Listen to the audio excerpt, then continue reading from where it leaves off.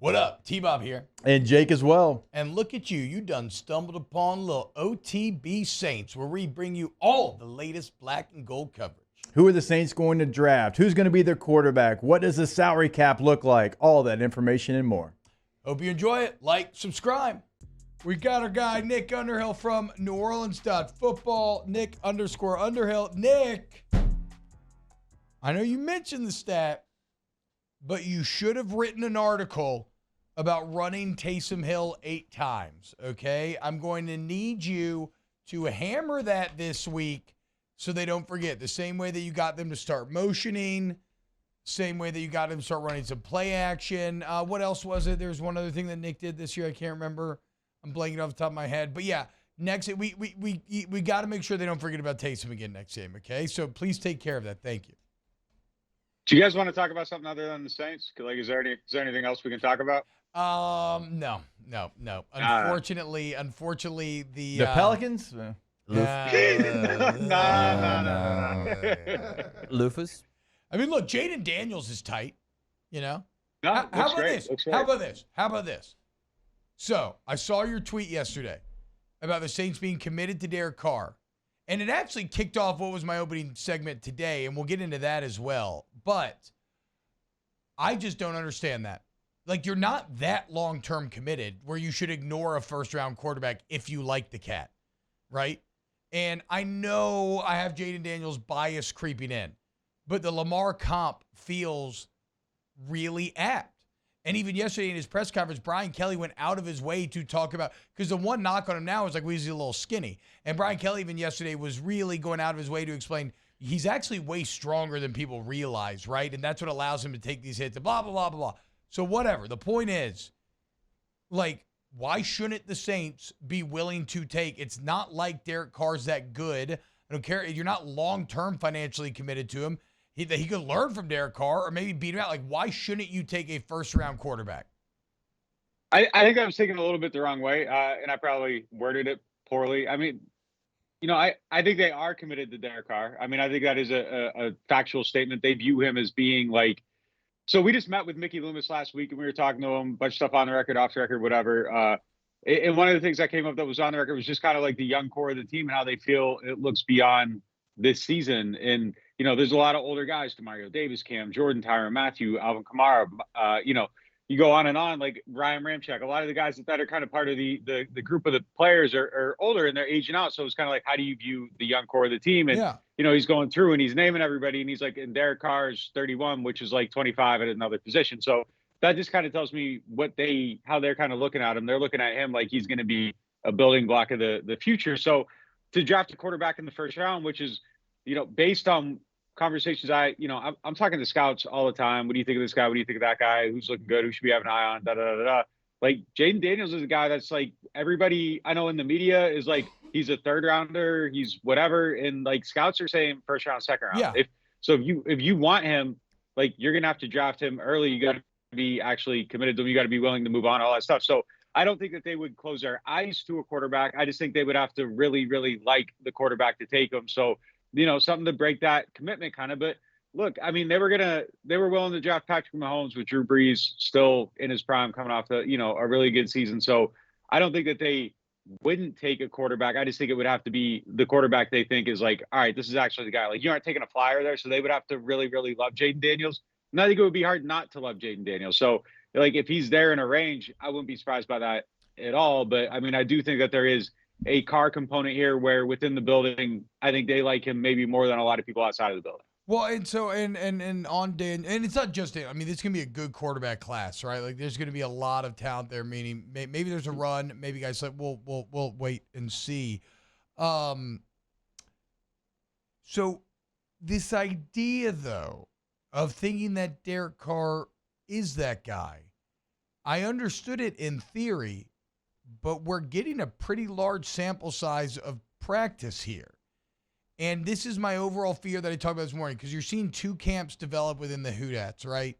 One camp is like, enjoy the ride, wins are great, do what you can, hell yeah. And the other camp's like, well, yes, but if they do win, and then it'll be like 9-8 and they win the division, it's going to be negative reinforcement, and they're going to commit to all these bad things that are clearly bad. And so it's like, Do you have faith? Because that makes what you just said makes me not feel great about it.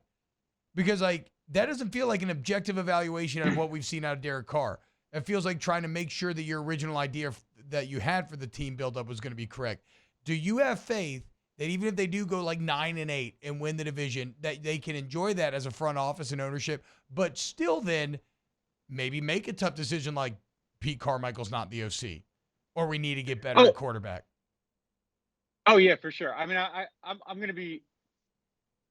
Well, I said this last year. I'm going to be shocked if there isn't changes to the coaching staff, though. Like, not necessarily the head coach, but like some changes to the coaching staff. If they go 9-8, I don't think you can run back this offense again next year unless we see something drastically different over the last 7 games of the season. Drastically, like not marginally better. Like I'm talking like full scale explosive type offense, and we aren't going to see it. Like, let's we've spent a lot of time being like, well, there's another gear here. There's another gear here. They can find it. They can find it. They aren't finding another gear. Like, this is what it is. This is the offense. Like, there might be a couple peaks. There might be a week where you're like, man, maybe they figured something out. And then the next week, they're going to remind you who they are. Like, this is who they are. Well, they aren't going to be any better than this. We've seen that. No doubt about it. It's insane to me that they had Derek Carr, who, theoretically should be better than Andy Dalton. You add Mike Thomas to this team, who's definitely a lot better than a lot of the wide receivers they had last year. And they're averaging 2 more points per game. Like, they are not a good team on offense right now. So you got to do something different if you're going to run it back and everything. But I do think that they would make changes if they go 9-8 and win the division. I think that there is a frustration with the offense. I think they're realistic about the offense. Now, I do know that they think some of the stuff that, we blame Derek Carr for is young wide receivers not knowing the playbook and doing things that are not on the same page, or, a little bit off script, screwing up the rhythm, being in the wrong places. So it looks like it's Derek mistakes, but it's, some wide receiver mistakes. My argument to that would be is like, put in the time, pull these guys aside. You've played 10 games. If you aren't on the same page, at some points the onus is on you too, to make sure that they're on the same page and you're figuring it out. So, I mean, look, I think they have to do stuff to Sauce. I think you have to be realistic. Like, there's this idea that they're super patient and everything. And I think they are. Like, I do think they are extremely patient as an organization. Yeah. They will sit through things to go to the other side. They will stubbornly wait for things to correct. And a lot of times they've been right over time. But I think there is some realism about where they exist, what's not right, and what needs to change. And I would be super shocked if we don't see those changes. But, I know they ran it back with Pete this year. I can say with confidence that they tried to get a different offensive coordinator last offseason, and it didn't work. And did they go after Bieniemy? Did they go after Bieniemy? I'm sorry to interrupt, but Jake pointed out yesterday, Sam Howell's leading the league in passing right now, which is really stupid. Yeah, I didn't hear that one. Okay.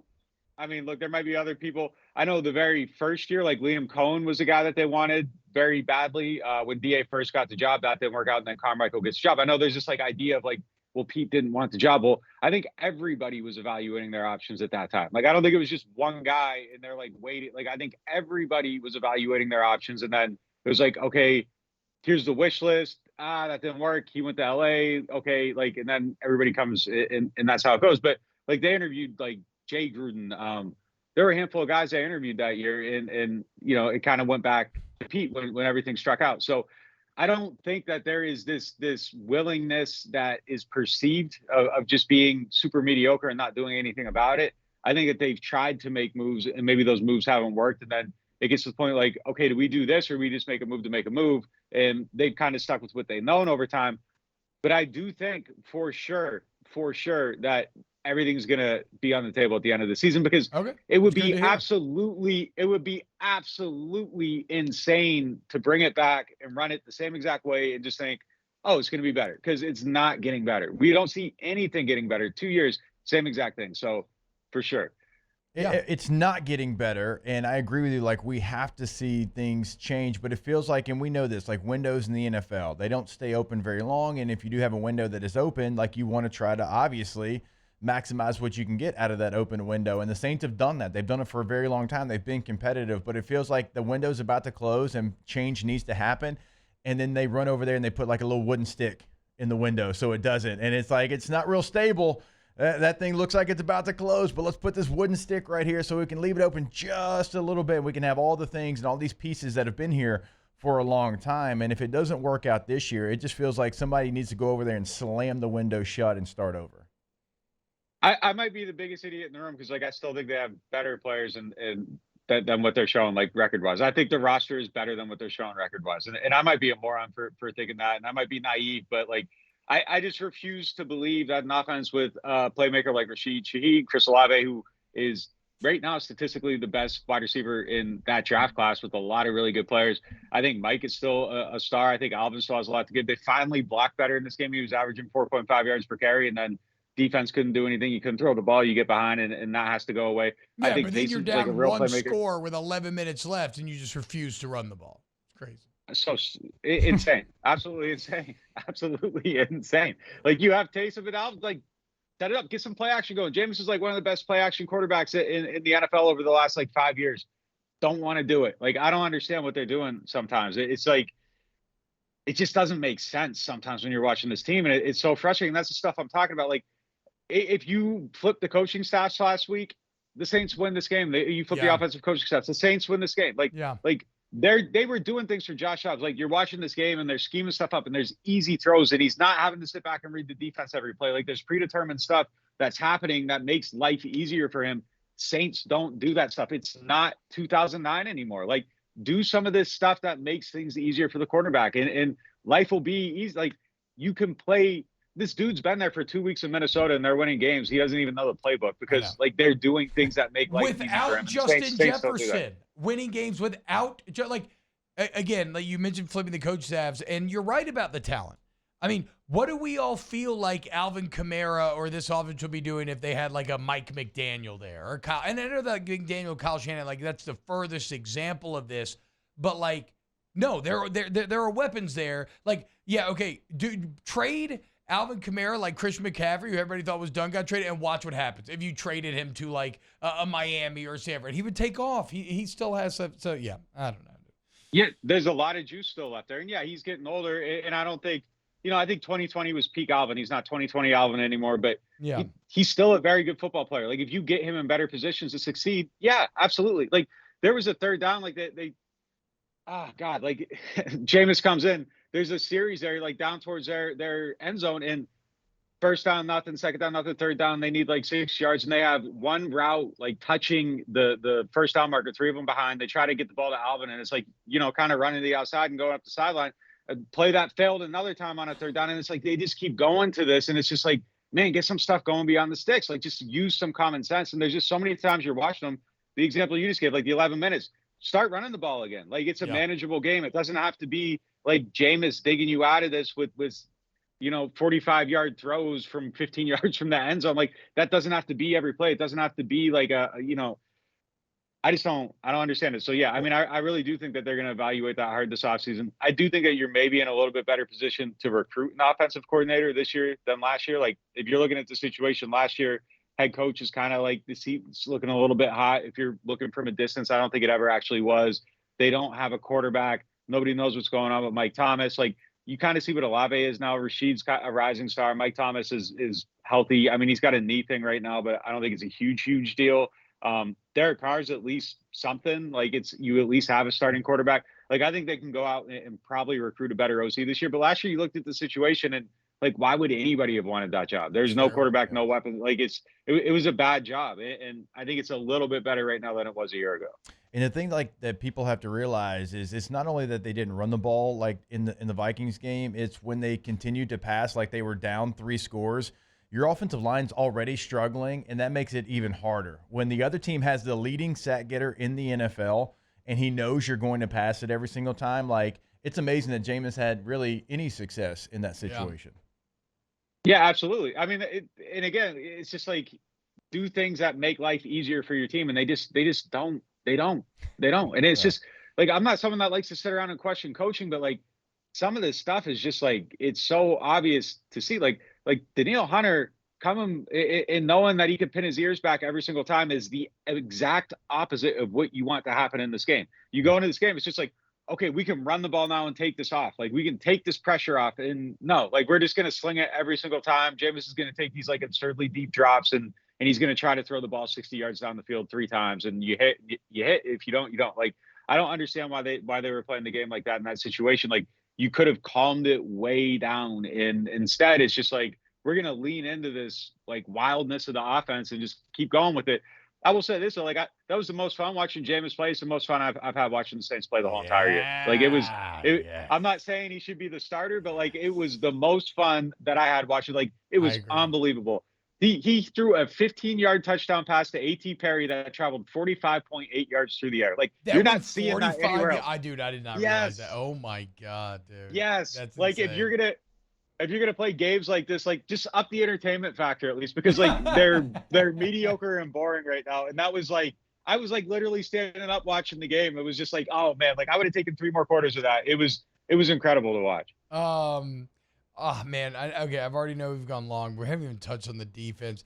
You mentioned Danielle Hunter and kind of the mind-boggling lack of game planning. Jake's been pointing this out. Like, no Jets, like, you can't lose to their next best guy. Like, the guy, like, you can't let TJ Hawkinson go off when you know that's the only guy they got that they're going to try to get to go off. Like, and that's not even getting into the inexplicable slow starts. And I've read all y'all's work on neworleans.football, and so, like, I've read all the quotes, and it's just everybody saying, I don't know. Yeah, I don't know. I don't know. I don't know. It's crazy. I don't know how we didn't stop TJ Hawkinson. I don't know why we come out so. I don't know. Like, that's kind of devastating to hear. Yeah, I don't know how we're going to be more intense at the start of games. I don't know why we can't start fast. I don't know why we have to get down 2 scores to wake up on defense. Like, I don't know. Like, that seems like someone's got to get everybody motivated and focused early in the game. It's been going on for like 5 weeks now. Someone needs to figure it out. Like, what do you need to do to make everyone feel like they're down 2 scores at the start of the game? Because at the beginning of the season, you were doing it. So what shifted? Like, why is the mentality completely different now? And yeah, it is absolutely insane. TJ Hawkinson's all you have to do. Like, just take him out of the game and you're good to go. Exactly. Jordan Addison's going to be taken care of because you have 2 really good cornerbacks. So just cover him. Now you got to just worry about this guy over the middle. And like a week ago, Cole Kmet just kind of ate up your tight end, your tight end coverage. So fix what was broken and you're going to be good in this game. And they didn't. And, the other thing that's just absolutely mind-boggling, and it's the NFL in 2023. Like, quarterbacks can move out of the pocket and run now. Like, it isn't 1996. Like, Peyton Manning isn't dropping back every time to throw. It's not the 1998. Like, guys move now, and all you have to do as a quarterback against the Saints is like move a little bit, and everything's shattering. The whole entire thing is shattering. Like, if you can run like less than a 5.3 40, like, you can run on this team for 50 yards. It is crazy. I don't understand it. And it's been going on for years. Like, Josh Dobbs can move, like, find a way to stop. I don't understand it. I don't know why it's hard, because I watch other teams, and this isn't happening to every other team. Like, it's happening to one team every single week, and they're playing bad quarterbacks. Like, it's unbelievable. Like, everything is set up for them to be like running away with everything right now. Like, everybody's best player is hurt every week. Everybody's quarterback is hurt. But like, if you can just move a little bit, like, the Saints cannot play defense, and it makes no sense whatsoever. Wow, just amazing black and gold takes right there, Jake. I don't think I've ever heard any takes that are better than the 2 guys that just gave you that take. And you can keep getting them by going ahead and liking, subscribing, ringing the bell to get notifications when we post. Have a great day. We'll see you on the next OTB Saints.